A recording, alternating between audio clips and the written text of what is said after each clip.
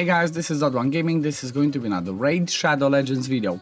We recently had some changes done to some of the bosses in the game, respectively the Iron Twins, Phantom Shogun and the Sand Devil's Necropolis. And because of that reason, some of the teams that we usually used to, some duos, some solos, might have changed. So for example, what I'm going to be talking about today is, for those of you that had it, the Blizaar solo for the Sand Devil, okay? So this one normally, I already had a video on it, but like I said, I wanted to make another video on this one because of the changes, because the boss was nerfed in the sense of the timers have changed, okay?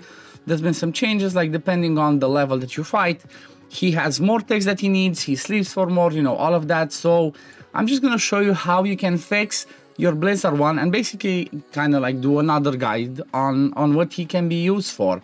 And the reason I'm doing that today is because, well, we have a Sand Devil tournament going on right now. So the principle of this one is, just before we jump into it, this one only works with Blizaar if you have a 5 or 6 star on him.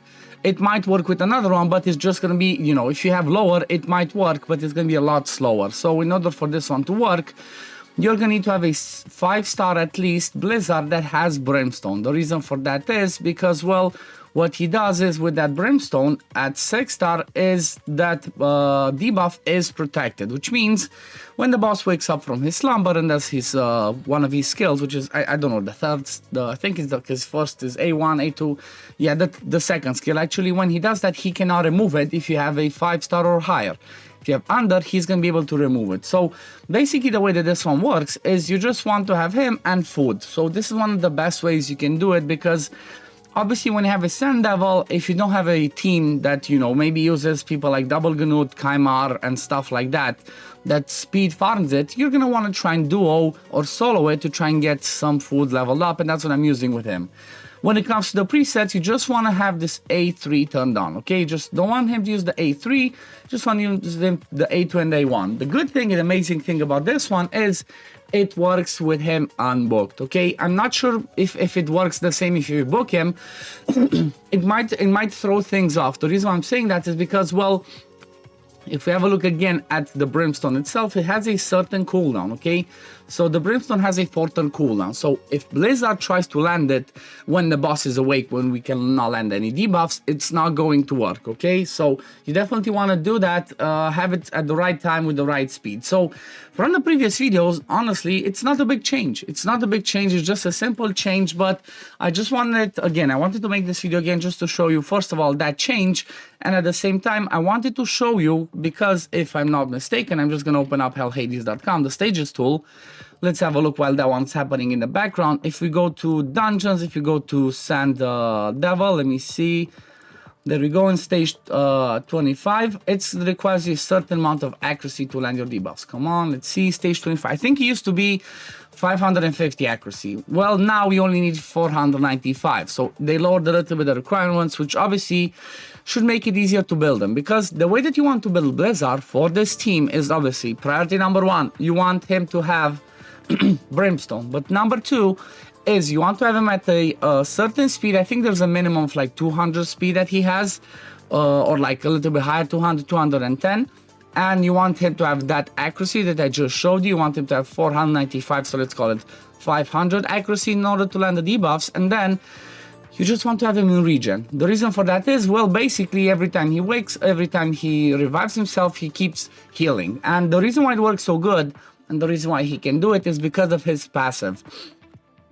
So what the passive does is, you can see every, I think it's on a 4 or 5 turn cooldown, every time he dies, he gets revived and has a revive on death placed on him as well. You don't care about the revive on death part, you just care about the simple revival, because that allows him to take this hit that basically ignores shield, block damage, unkillable, increased defense, basically everything. So that allows you to kind of keep him, keep him going, revives himself, heals with regen, and then as you can see, he just keeps doing damage with that Brimstone. I'm sorry if I sound a little bit raspy. I'm just coming back off of a little bit of a cold. I had a cold again, so that's why I sound like that. But you can see it just works pretty fine. It's like a 2-minute run. And, you know, sometimes you can fall a little bit weird out of sync because he's strong affinity against the boss. He might not get that decreased speed, okay? You might see the boss weak hit, see weak hit. If that happens several times and that decreased speed doesn't land, it goes a little bit out of tune. However, with the change that I'm gonna show you on him, it makes this just work again. So let's have a look at his build. So like I said, he's built in a region plus immortal. I don't really think you need a, not immortal, sorry, yeah, immortal. I don't really think you need the immortal anymore because the stats of the boss have been reduced a bit. So not only, let's run it again to show you. So not only does the boss's slumber counter, the one, you know, after does his ultimate, he goes to sleep for 2 turns. This one has changed, it's up to 8 turns. It used to be 5 turns. So because of that, the way that you wanted his skills, like, and masteries were a bit tricky because he has a triple hit on the A1. And because of that, if you had something like a Giant Slayer, it used to be a problem because if you land a Giant Slayer, you should have woke him up and you didn't get a chance to get another turn in there to heal up that max HP that gets decreased. That max HP gets decreased every time the boss does damage, but while the boss is asleep, if you heal, you will basically clear that max HP decrease. You will restore it. So as you can see, he wakes up, boom, it's at full. So that's why the region is important, and that's why the specific speeds are important, so that the boss gets at least 1 turn under that slumber, but it's actually gonna be 2.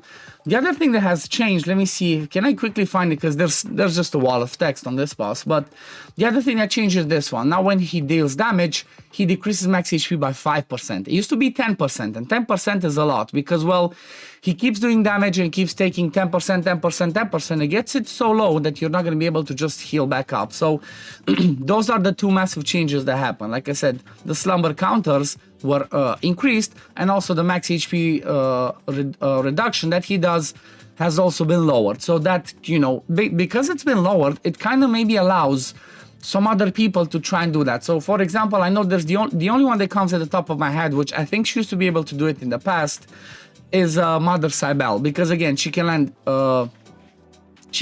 Revive on Death on herself, and that keeps her going. And the same principle, you would want Mother Cybele in here with a 5-star Brimstone, and she would be able to still do this boss fight. But the tricky thing is going to be for other teams. I'm going to try and have a look into the duo ones. You know, everybody maybe already knows about the Godseeker and Neri, plus the Ninja, Drang, Artak, Chronom, like whoever is your other duo champ. That one might be a bit trickier because of that reason. So I'm going to try and have a look into that and see what needs to be changed in order to work. But for now, I just want to show the Blizaar because this is the one that I'm using, okay? So the quick thing that basically fixed it for me, which was one simple change. So if you were using this and it stopped working for you, don't start to try and completely change it. There's only one simple thing that you need to change, okay? You just need to move him from War Master, which used to be the case before because you didn't want to wake him up too early. Just move that from War Master to Giant Slayer, and that's it. Basically, that just about fixes it. However, if you're somebody that has never done it, let me show you again. He's in region plus immortal. I don't think you need a immortal. 225 speed, almost 80k HP, 5k defense, 545 accuracy. Like I said, this one was 550. Now I can lower it by a bit, so it should make it easier. Then again, he's not scrolled. Mandatory to have the Brimstone. It's mandatory. Then when it comes to the masteries, obviously damage tree, support tree. You want to get Lay on Hands and you want to get Healing Savior because this one actually boosts the healing that you get from regeneration set. So that's important. Plus, Spirit Haste gives you more speed for every ally that dies, you know, up to 24 for 3 dead allies. So you're going to have 4 of them in there. You're going to get speed boost. So that's why I said around 200 speed plus this boost should be just fine. And then down over here, you want to have Giant Slayer. It used to be War Master because, again, this one, the War Master and Giant Slayer count as a tick towards the boss's slumber. So before it used to be you only wanted to have War Master so you don't do more ticks. Now you can go with Giant Slayer and work just fine. But yeah, that's pretty much it. That's all I wanted to do, like I said, for today. Just want to make an updated guide on Blizaar the Howler, showing you that if you have a 5 or a 6-star blessing on him with Brimstone, he can still solo the boss with the stats I showed you, with the masteries I showed you, and then, you know, you can continue farming food at the same time. But yeah, this is gonna be it for today, guys. Thank you all for watching. As always, if you do enjoy my content, don't forget to like this video, subscribe to the channel to see when I upload next, and I'm gonna see you on the next one. Peace, love, take care, everyone. Bye, guys.